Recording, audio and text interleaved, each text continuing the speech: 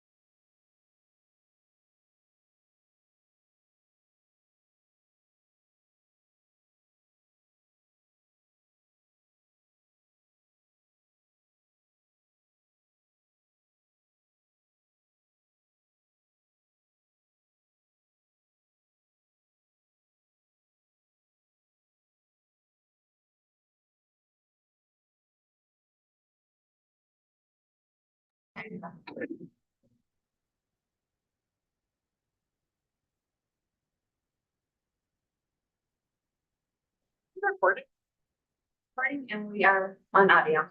Okay.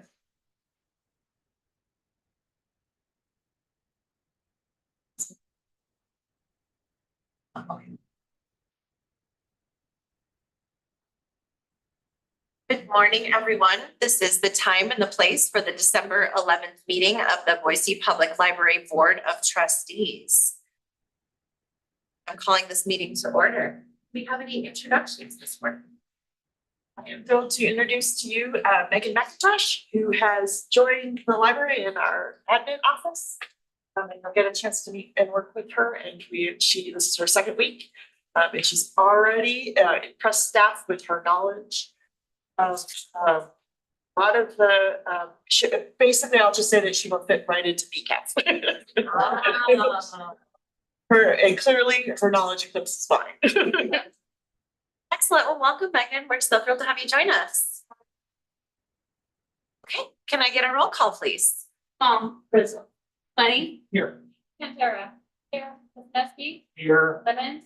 Here. By board members present and absent. Thank you.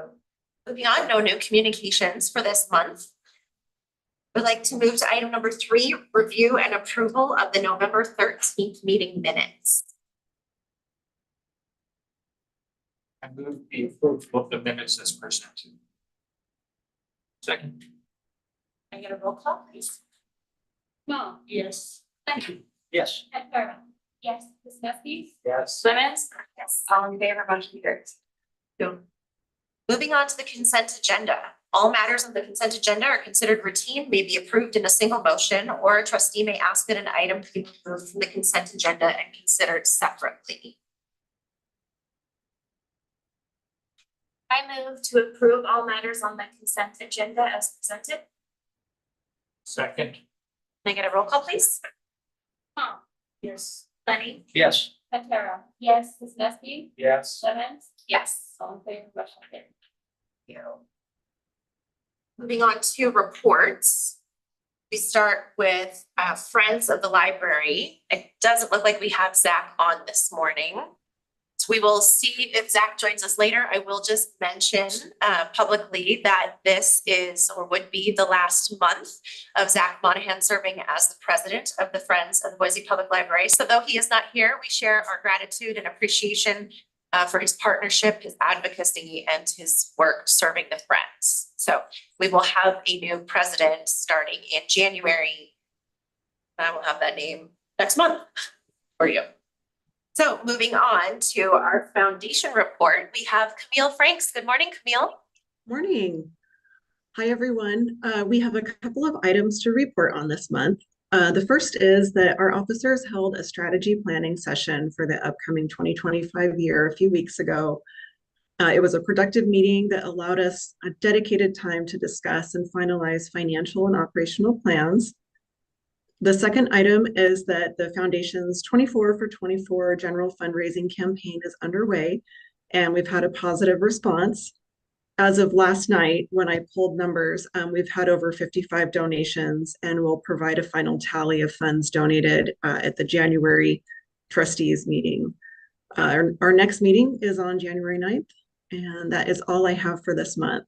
Does anyone have any questions? Thank you, Camille. And just want to say Perfect. well done on the 24 and 24 campaign. I really appreciate that last month you all shared some information with us. I know I was able to share that out on socials and have been having some really good dialogues with communities. So thank you for providing us with that information. Oh, terrific. We appreciate your support. Thank you, Camille. Moving on to the director's reports. Jessica. Thank you. I just have a couple of items for your awareness. First, I don't know if you noticed this on your way in, but just outside the room of the Bingham room, we have a new art wall that was built in conjunction with our arts and history team. So last month when you were here, the wall we were just getting ready for that. So our facilities team took everything off, primed it, painted it, and then yesterday the arts and history team was in here and they were putting up a display. It's a winter along the Boise River. There's a poem, there's artwork, and this will be part of the arts and history's rotating collection.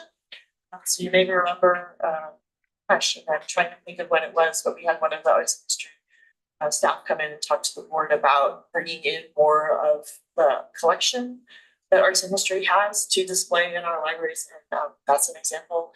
So check it out when you get a chance because it's really neat. How long will it rotate? We are working on that. It's really the idea is maybe every 6 months to a year, and to have materials that rotate through from different locations. They're spending a lot of time thinking about what is art that can be in our public spaces and their capacity to do those rotations as well. I sent an email earlier about this to you, but just want to invite you to our second annual community holiday party and resource fair. This will be next Friday, December 20th in the Hayes Auditorium from 9 to noon. And since that is before we open, we're having entrance to that through the Hayes Auditorium entrance off of River Street. Really would love to have you join. It's a real opportunity for us to celebrate the holidays with some of our most vulnerable community members and to do it in partnership with some of the key organizations that we work with. So Catch, Regional Valley Transit, Head Start, Terry Riley, Hillcrest Nails, the Boise Barbara College, and even more will be there, really promoting services, but also really sharing the holiday spirit. So thank you for those of you who have said you'll try to come by and attend. We'd love for you to see that. And then Rebecca and I will talk about this. We've got our upcoming meeting Tuesday with a joint work session with council. So on Friday of last week, we met with Mayor and Mayor's Chief of Staff to talk about that work session. It will be at 10 o'clock. So we'll promptly start at 10 a.m. in council chambers. So that's on the 3rd floor of City Hall. The room will be set up in a square. So the council and board will be together. There'll be some formality, how that meeting is called in, roll call. But we have great clerks that will handle that. The goals of that meeting really will be to update council and the library board of trustees on work done to date for the new facility plan. You are more involved in that. So some of that will be repetitive to you as the board, but we want to make sure that the council and the board have the same information. I'll share current trends, some community feedback we got from the survey, some of the system changes. And really what we want to do is use that baseline understanding to gather input from the board and council on those sort of upcoming work and the deliverables. So that agenda will start obviously with welcome and introductions from the mayor, from Rebecca.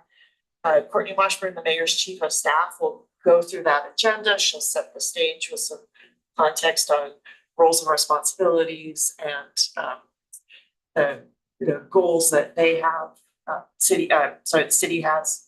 And then Lindsay Urban and I are going to walk through some of the work done to date, some of those trends, some of those early findings.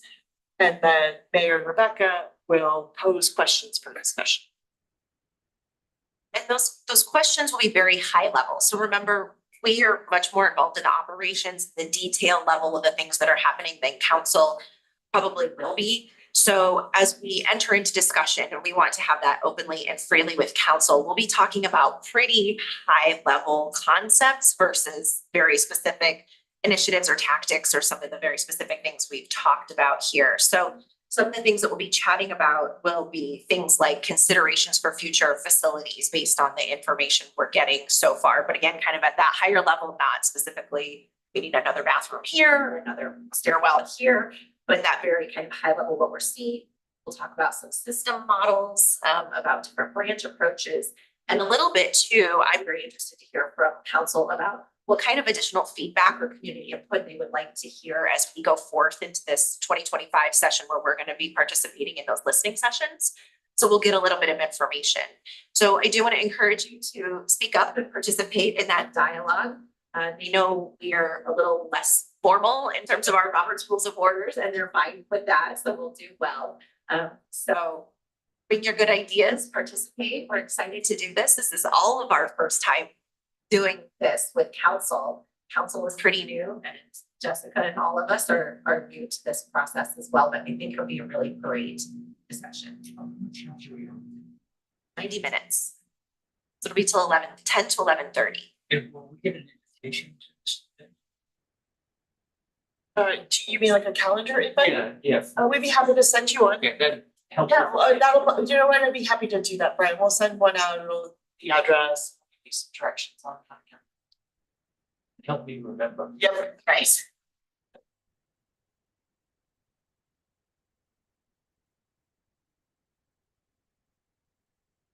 Any other questions? Okay. Hearing this, and we're good. Thank you, Jessica. Anything else in your director's report? No. So there's no other questions. Thank you. Got it. Okay. Moving on to requests for reconsideration. We do have a request for reconsideration in front of us, but I would like to reiterate, you may have heard this from our previous meeting, but just like to reinforce the context of our discussion before we have it. So I just want to remind us that on this agenda, we do have a request for reconsideration for the title, The Renaissance Nude, edited by Thomas Kren and Stephen J. Campbell.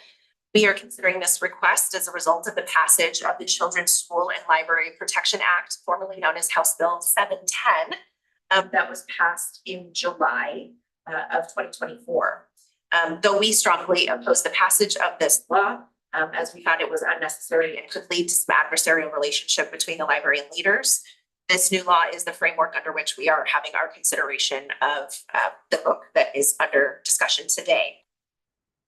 It is unfortunate that our decisions in this situation are guided by minimizing potential legal liabilities for the library rather than being able to provide customer service in dialogue with our users. But that is one implication of this new law. So we are using our many commensurate tools, in lieu of using other tools that otherwise would be available to process requests for reconsiderations. Again, reframing ourselves that one of the values of our Boise Public Library is the freedom to read, seek, and hold different points of view. And as we have discussions about the book and materials in our collection, we will do so with respect for the public and the diverse viewpoints of those that we serve. It is important for us as a community to be able to have these discussions where we might disagree in a respectful way. The role of us as trustees is community oversight of the library, and we have a responsibility to ensure that the library's collection meets the needs of the community. Based on the statute, we must also ensure that the library implements all legislation applicable to the library and follows our adopted policies. Therefore, we are having this meeting in an open discussion so that the community may know what was considered in our discussion, what we discussed, and when we considered making our final decisions. This is an open meeting, not a public hearing, so the discussion will be limited to the materials in this packet. With that, again, we have the request for consideration for the Renaissance Nude in front of us. As outlined in the memo provided by our library director, we are considering the request to remove this book completely from the library's collection. In the memo provided by Jessica, the library recommends that we keep this item in the adult nonfiction collection of the library. I'd like to open for discussion. I'd like to comment about the validity of this request. I've argued in the past, before the passage of the Child School and Library Protection Act in this forum, that we shouldn't be too specific on requests for reconsideration in form. That if we made it very detailed, it could have a suppressing effect on people submitting recommendations or requests. Now I'd like to jump on the other side and argue against myself. Since the passage of the law, we're very sensitive to time clocks starting and events occurring in certain time frames, and there is formal legal liability. I believe that at a minimum, the form must provide the name of the submitter, contact information, a signature, and a date. And if it doesn't provide those things, I feel that we shouldn't consider it as a valid complaint or request. Yeah, I'll respond a little bit. I think that's a really good point, and I think most of these requests have not really met kind of the basic requirements under the act. And I also think where we're being asked to essentially censor something, that people really do need to explain why, and I don't think that's being done. All that said, I agree in principle, but the act doesn't really give us the ability or guidance as to, when we can and can't consider something. There's not enough detail about what's required for a complaint. So while I totally agree with what you're saying practically, I think it's prudent to go ahead and look at these things as the staff has done. And I think on this particular one, I again want to thank Jessica and all the staff for taking the time kind of research, the merit of this, how it fits in our collection, where it's shelved, and why it's shelved, and I totally agree with the report. So I would go ahead and, having reviewed the memo, I would move to adopt the director's recommendation as set forth in the director's memo to President Lemon dated December 3rd, 2024. We could have just a little bit more discussion. Suppose the request had not been made. If that was that's the only valid piece of information on here that I've listed in my minimum. What if it were undated? Nothing requires it to be dated. I think you would take the date of receipt. Yeah. Is what I read in the act, is that's what starts the time clock, is the date of receipt. And usually the library puts a stamp on it, because even in our previous reconsiderations, there was a date from the signator, the person submitting it, but then there was the date of receipt by the library, as they might have put in mail or something else. So I think, if I'm correct, look at our legal team here, it's the date of receipt starts that clock. So regardless if they put a date on their memo, I think it starts then. And I confer with Nikki. I have seen other libraries in our region also having conversations about what should be in the request, but unfortunately it's not outlined in the law. And I think my supposition is, and Ed, correct me if I'm wrong, but if someone submits the request for reconsideration, we are on, regardless of what's in it, I think we're kind of on the hook to consider that and to follow the law's process, regardless if we find that there's enough detail that we would like to see in it or not.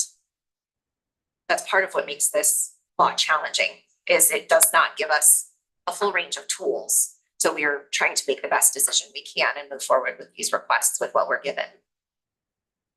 And I agree that the director's memo in evaluating this request was very well done and provided us all the information we need. Any additional discussion? Second motion. I get a roll call. Yes. Betty? I would like to go on record as no for this, for the reasons I stated. So. Okay. Pantera? Yes. Kuzinski? Yes. Lemons? Yes. 4 in favor, 1 no, motion carries. Before we move on, I have a question about whether we have heard anything additionally from applicants of previous reconsideration requests. You know, in light of the fact that we, in both cases, I believe, through or denied their request and wonder where we are. We've heard anything from them, any response, any feedback, any follow-up? None that I'm aware of. Thank you. I'll just make I'll make the comment that I find it Yes. at best frustrating that that we've taken so much energy and effort, particularly at the staff, in considering these requests in light of the fact that there's absolutely no feedback from the applicants afterwards. They don't say. I almost would rather that explain to us about our response versus just so easy to request and so much effort that goes into addressing their requests and then getting nothing back from them. So it seems frustrating to me. Just saying.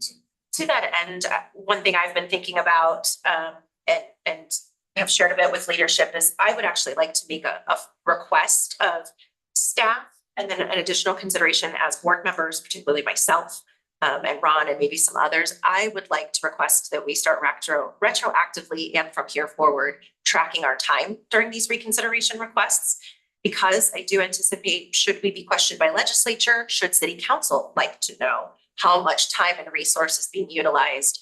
I think I would like to request of staff that we start tracking time spent per reconsideration request. And also, if possible, I would like to consider as board members that we also, even if it's a good estimate, track how much time we are spending in review of these reconsideration requests so that we can speak to the amount of resources that are being utilized to the public as it may come up. I'd like to add that to the staff of the library, I feel bad that you have to deal with stuff like this. The negativity expressed and the threatening tone doesn't belong in our environment anywhere, anytime, and I'm sorry that you have to deal with this. Yes. We send our thanks and solidarity to the team. So thank you. Okay. The other thing is when the individual request for reconsideration, are they coming as anonymous? Is there a name on it? I think that's also something to consider. People put their names or something like this, that's not it.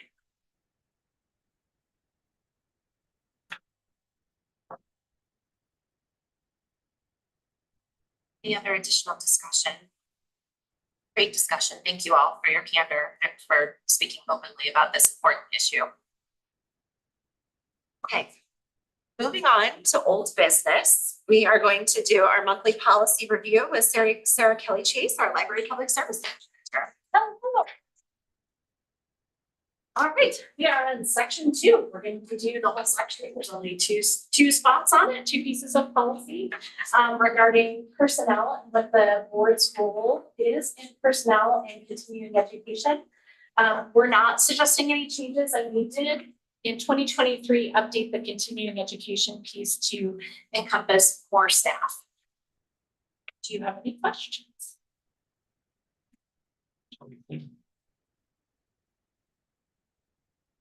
And it's my understanding that because we're not making changes, we don't have to make a motion. Very good. Thank you, Sarah. I appreciate your time. Moving on to the interim fiscal year 2025 budget change. Emily Johnson, Library Chief Administrative Officer, is going to walk us through some budget fun. Budget fun. Always budget. All right, well, I get to talk about our the interim budget change that is in front of you. So an interim budget change is the city's way to allow us to make a change in the budget after it's been approved during the fiscal year. So the board will approve, once the board approves an interim budget change, it does go to council, who then approves it as well, and it just allows us to make changes in real time to the current budget. This is a good one. This is bringing in some funding, which is always the right direction, I think. But Public Works applied for a grant for $263,780 to help with the replacement of lighting fixtures on the first floor. So it was a grant that was received and will be spent as part of the work done on the first floor. It aligns with the city's environmental direction, trying to make everything a little bit more energy efficient. So the grant was received. We will track expenditures as part of that construction project. So we're looking for the board approval to change both the incoming revenue for our year to add that $200,063. Oh my gosh, I can't say it. So 26780 to add that to our budget, and then also to add the expenses, which we'll need to track as part of the grant requirement. So that's what this budget change does. Any questions for Emily about the interim budget change? We call it IBC, so it's hard to say all the words. Yeah, IBC. We do need a move to approve the IBC. I'll move to approve the fiscal year 2025 interim budget change as presented here. Second. Roll call?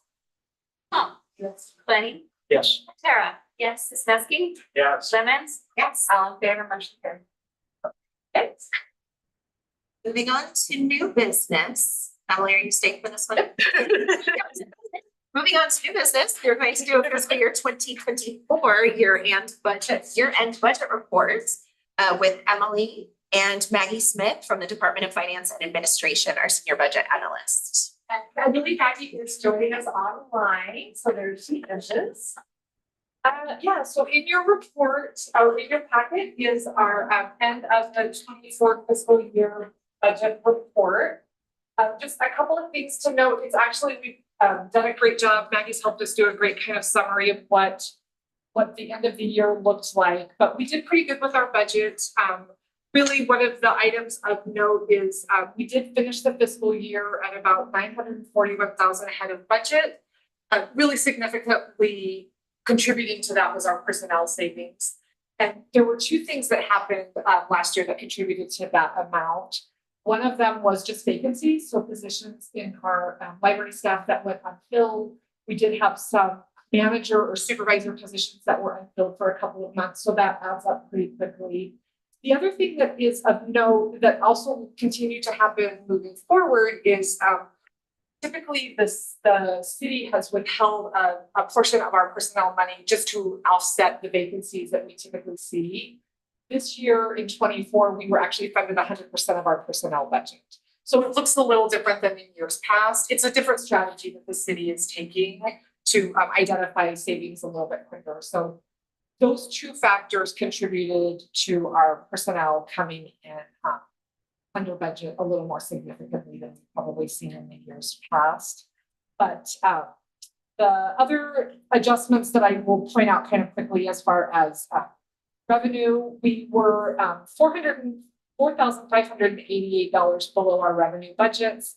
And really, there's a couple of reasons for that. There was a change in the way the city is handling some of the lease payments. So we've stepped ahead and the Learning Lab that are nonprofits that lease some of our space.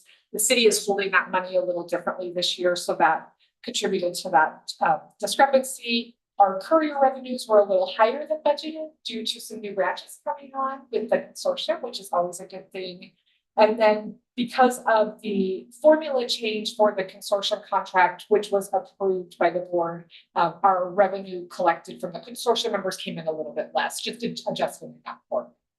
So that was what the revenue kind of variances looks like. And then expenses, again, I talked about the personnel savings.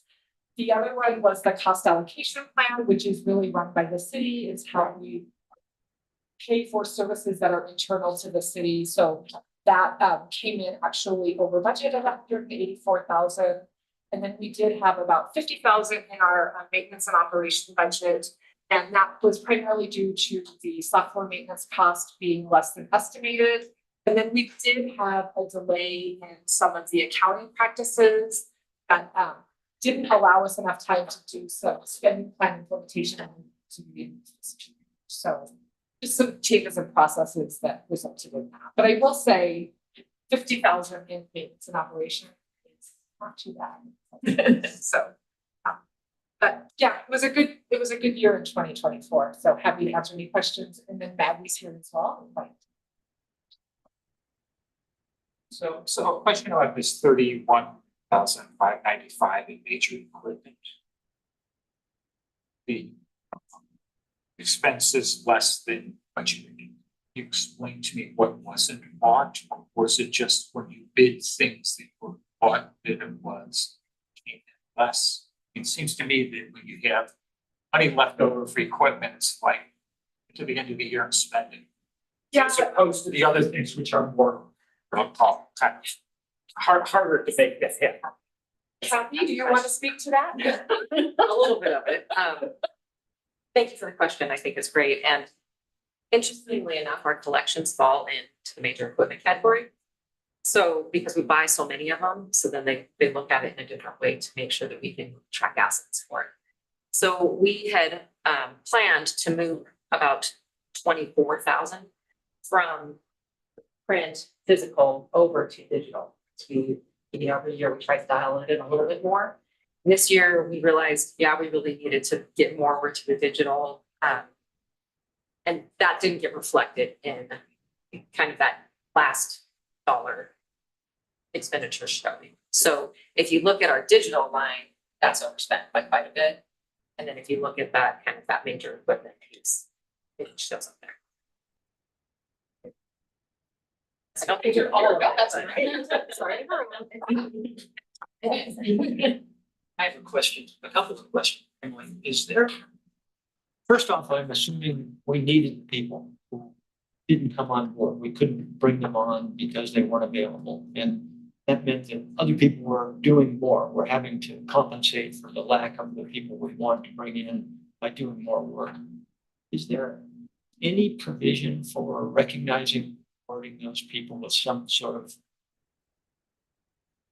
award or bonus out of the savings that was realized as a result of our underspending?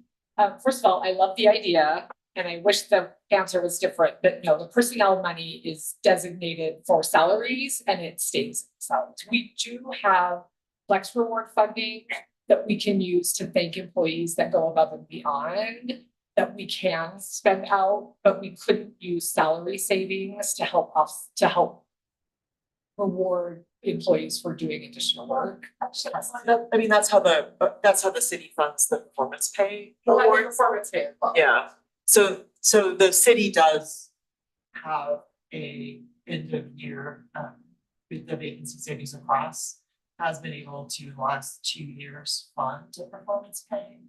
and that is the exact intent behind it, is to reward the employees that are here for the year that have been doing. I'm happy to do that, thank you. Any other questions? Yep. So it's interesting that in the past, the city actually under allocated funding for personnel because they assumed a certain amount of vacancies across the system. It's just, but now they're not doing that. Right. No, they are assuming a vacancy rate where they're putting the where they're budgeting that is actually at the central level as opposed to in the departments now. So they are constantly thinking about what is the right vacancy rate. They've tended to be very conservative. And recently we've had across the city a higher vacancy rate. But instead of asking individual departments to watch that, they're really watching it at the budget office level.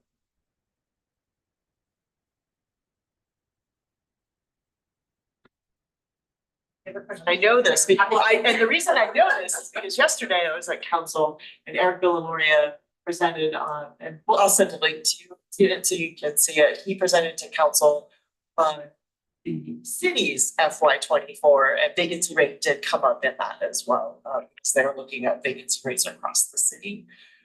So I'll send you a link to that so you can watch that too, because I think it's really interesting how complex the city's budget is, but then also really constantly trying to make sure we're spending resources really as smartly as possible. And some of the projections are, team has to do a lot of work to try to figure out what the market might be doing, what vacancy rates might be, but then also trying to give as much certainty to individual departments as possible. Yeah, the risk in not fully allocating funds for personnel is that suddenly it's like, oh, we're gonna, Yep. you need a new HR person but we're gonna ask you to hold off on hiring that person for 3 months because we haven't really allocated enough money for them. That becomes the risk in approaching it by not fully funding or fully allocating those funds. That's, I would hate to see that kind of thing happen where in order to make cost, if indeed overarching revenue is not coming to the city after the fact, people can go in and say, okay, what are we gonna do to solve it? That's one thing, but you go in not in front of it and do that, that's kind of, a risky policy. Any other questions, comments? Thank you, Emily. Thank you, Maggie. Appreciate your time.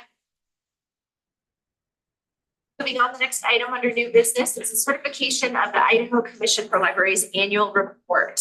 Jessica will be walking us through this. Yes, this is the annual report that the Boise Public Library makes to the Idaho Commission for Public Libraries. I'm sorry, the Idaho Commission for Libraries.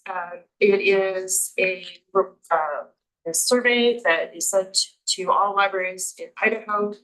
And the idea is really to allow the state library, one, to report to the Institute of Museum and Library Services about what libraries in Idaho are doing, but then obviously to share that with the Idaho legislature and with the people of Idaho to see the impact of the services that libraries across the state provide. This was the first year that James Sauter, our data analyst, completed the report for us. So if you get a chance, thank him for his great work on this. And then the last thing I would say, because I say this every year, the report that is in the packet is what we will submit. The one thing that we do also submit is, as requested, is the addresses of trustees to make sure that you're within the boundaries of the city that you serve on, the trustee for the board for. That is not in the packet, but that is something that we do need to report with this as well. It is not. So sort of speaks a little bit to the prior conversation as well. So, I'll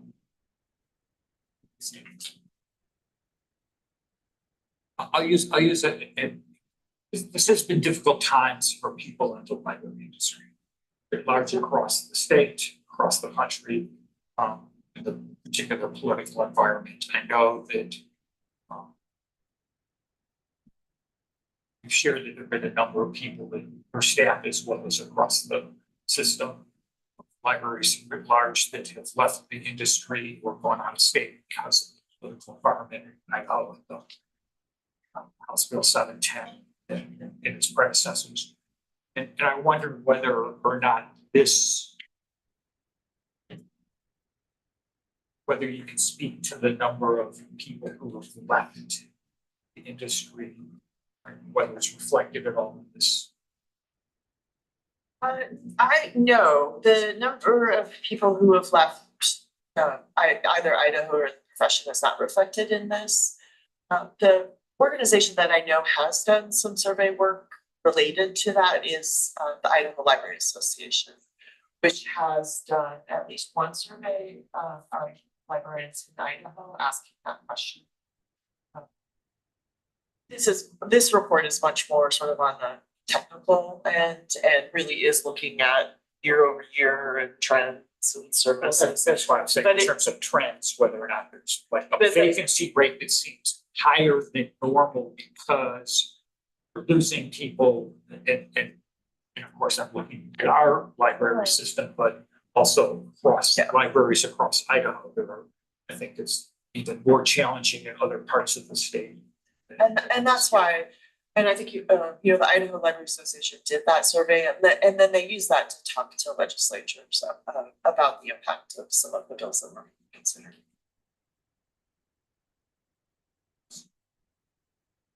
I appreciate the level of detail in here, and I was curious, having not pulled up my records from last year, but if generally speaking or anecdotally, did you see any significant changes in the metrics, kind of one way or another, that were of interest to you? I clearly saw some of the trends around adult and children usage and e-versions versus print materials, but I was just curious if there were any other significant standout points in this to you. Candidly, I look at the materials that James produces for the board more than this. This is a report that draws on a lot of the metrics. I think because it needs to be in the spreadsheet from, the state is trying to really quickly aggregate a large amount of data from a lot of libraries, and they don't have the custom views that we have. So really the trends that I see or that that I'm looking at is the work that he's done on the later slides in the packet. Really, this one, it is so specific. He had a lot of work on some of why is the question framed this way? Why are we reporting it this way? And the idea is really to have every library reporting the same information in the same measurement in the same way. So I think it's more useful for ICFL and the Institute of Museum and Library Services than I would say it is for us in our day-to-day work. That's fair. I agree. James' work in our board packets is more easy to digest and visually appealing to review. So this is new, and it's nice to be able to see the trending and graphically see all the numbers. The one thing that the prior report, which is more of a spreadsheet, had was a comparison versus the prior year too. As you got late in a fiscal year, you were looking at sort of a 2-year view, what's going on, and you could assess is the level going up or down versus year to year. It was just a little bit more trending information.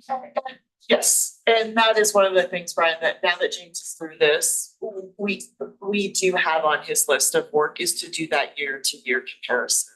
Based on the feedback that you all gave us when we were able to put together the new board data, that we have that, we'll be working on it, we just have been his capacity is finite as well. All right, thank you. So, and just to be clear, that's the next agenda. Kids. It's the next thing that has it, yeah. Yeah, it's still. It's in the packet, yeah. This Yeah, is that's the- an action item for this part, yes.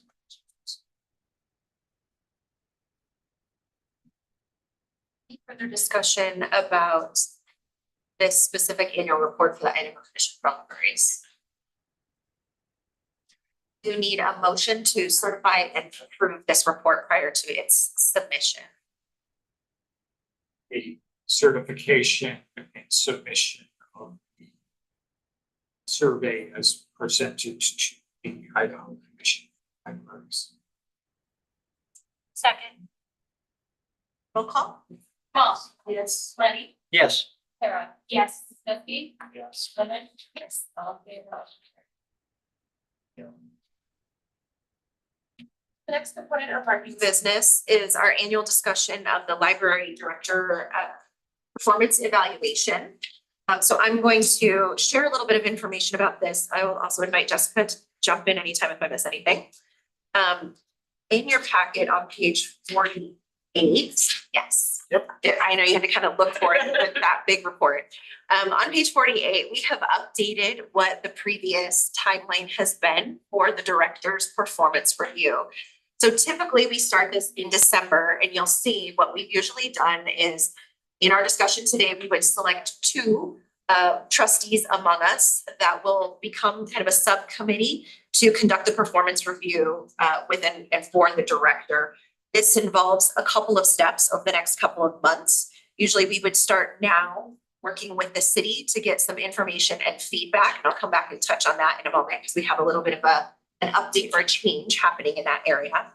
And then in February, we would work to collect a little bit of additional information. We would get a self-evaluation from Jessica to review, as well as some information that HR and the city of Boise provides to us with feedback from direct reports for Jessica.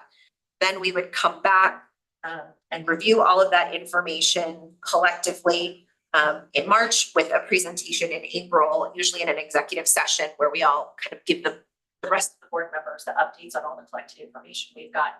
And we come to sort of a formal agreement on a recommendation for performance review. So that's how we've typically done it. We will stick to that. Today, we will have a discussion to see if we can choose two among us who would like to lead this effort. One thing that is new this year is there is some currently changing structure in terms of Jessica's direct reporting at the city.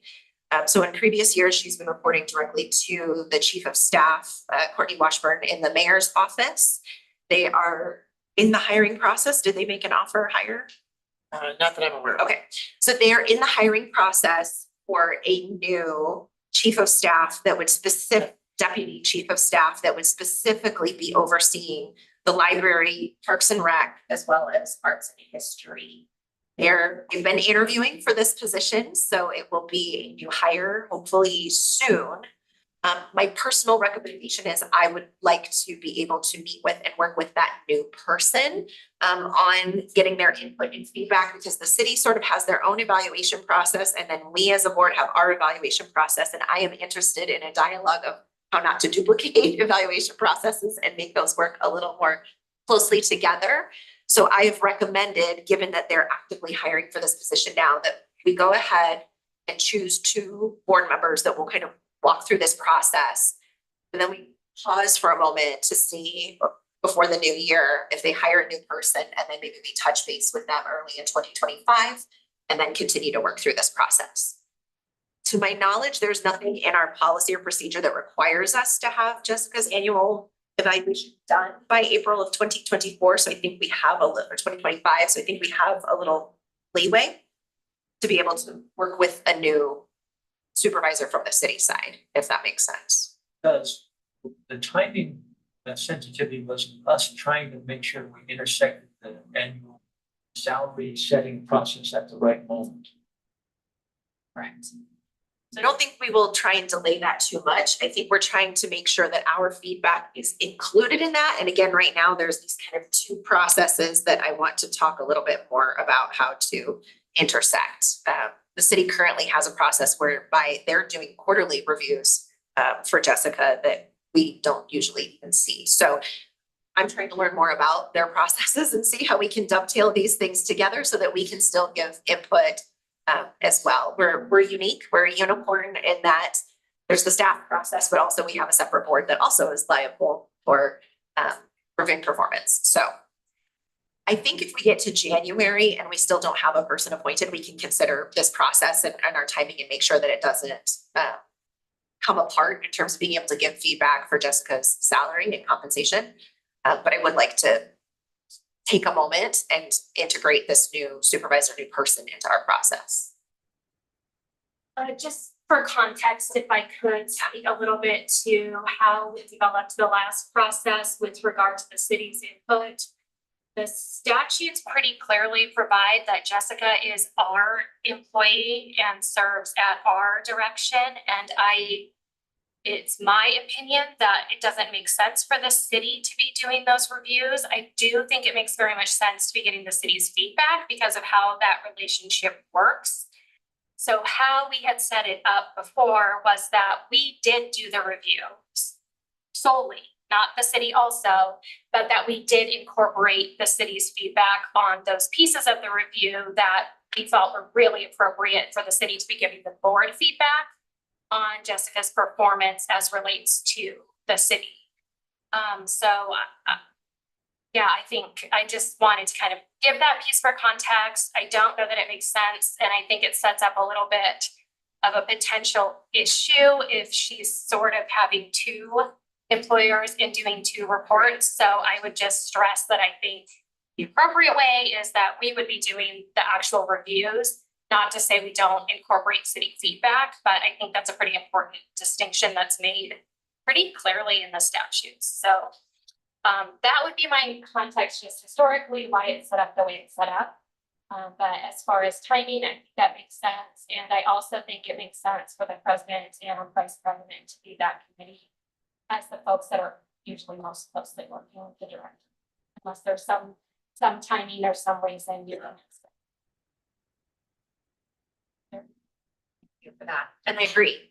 Now that I've seen that Jessica's been put into the city's evaluation process, that's why I want to have a conversation with a new person to realign to our intent and purpose, since we've had a couple of new folks involved in the process since last year's review. So that's my hope. Yeah, I will echo your thoughts. This is an area of conflict between what the city seems to think is their responsibility in terms of doing quarter evaluations, when it's our responsibility to evaluate kind of extension according to the law, right? According to statute. So it becomes difficult if they're giving feedback to us. In fact, we never even see this as particularly difficult, inappropriate, perhaps. So bear with me now that we've unearthed some information and there's some kind of structural changes happening at the city level. And by the by, it's not the only new deputy chief of staff. They're also developing at least two others for total. Yeah, so they're sort of dividing with a new structure. So more to come. I'm happy to give another update in January if we would like, if we have any progress on that position. But in the meantime, would love to consider the discussion or the point that Nikki made about considering having the president and vice president, at least for this year, if you continue to reevaluate annually, be the two that lead the evaluation work for Jessica's position.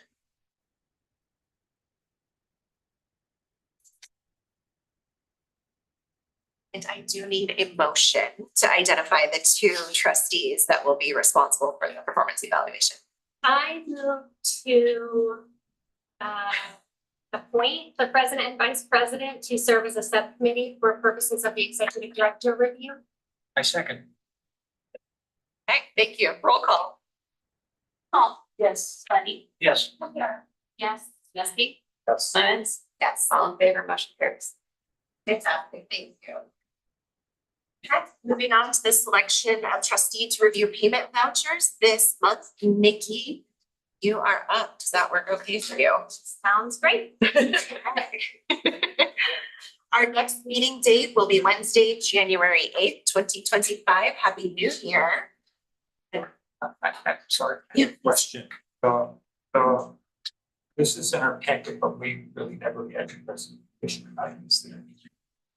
Not always do that. We haven't. Okay, We do. I stand corrected. Yeah. Is that something? I apologize Is that- to you is that something- addressing this, and I thought, Oh, oh, okay. this is then I see what you- that's. Is that something you would like to see, Ron, as a discussion point more frequently? I consider that part of my director presentation, so we can maybe move it in the packet so that's clearer. Yep, That might help. that would be helpful. We'll put it up with my director. So it'll be, director update, staff, and then board data. And then that'll make it clear so that if you have questions about it, we can, send it ahead of time. And then we do want to have opportunities to have more regular conversations about some of the data, particularly I think to Brian's question, and I think we talked about earlier, when we do have some of those year-to-year trends a little bit easier to see. Just a reminder, Ron, primary reason in my mind that we review the system statistics every month is because they almost pretty much directly determine what goes in the annual report. And if we're doing the job every month, there's no surprise about what you see in the annual report. Add to that, what Rebecca was suggesting is you don't see trending so much. If you have to see a little trending information, that's the reason I digressed a little bit too. It'd be nice to get multi-year. I was thinking we were going to actually get into that. That's why I asked you to defer your question. It's my fault.